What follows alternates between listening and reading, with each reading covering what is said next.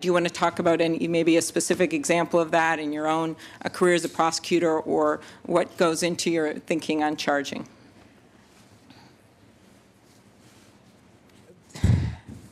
I was influenced so greatly by a television show in igniting the passion that I had as being a prosecutor, and it was Perry Mason. For the young people behind all of you, they may not even know who Perry Mason was, but Perry Mason was one of the first lawyers portrayed on television.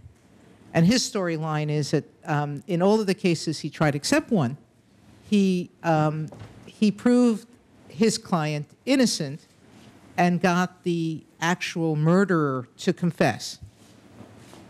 In one of the episodes, at the end of the episode, Perry Mason, with the character who played the prosecutor in the case, were meeting up after the case, and Perry said to the prosecutor,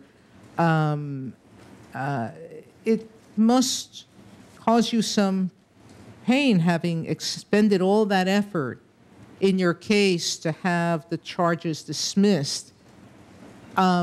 And the prosecutor looked up and said, no, my job as a prosecutor is to do justice.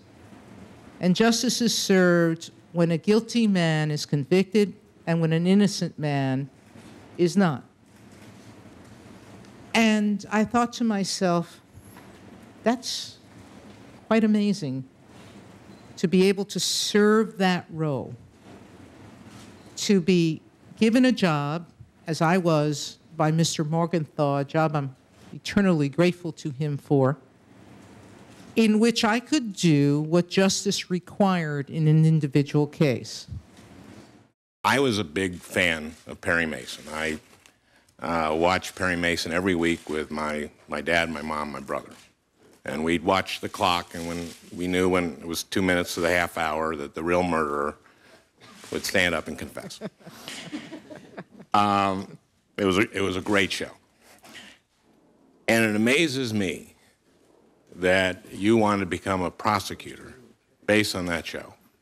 Because in Perry Mason, the prosecutor, Berger, lost every week. One case. With one exception, which we'll get to later.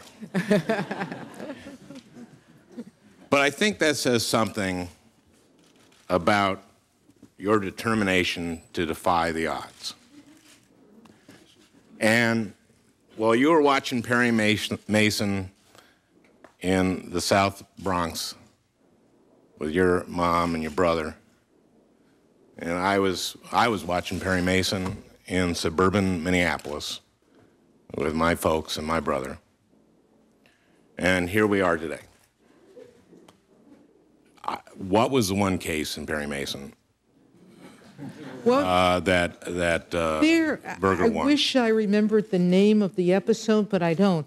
I just was always struck that there was only one case where his client was actually guilty.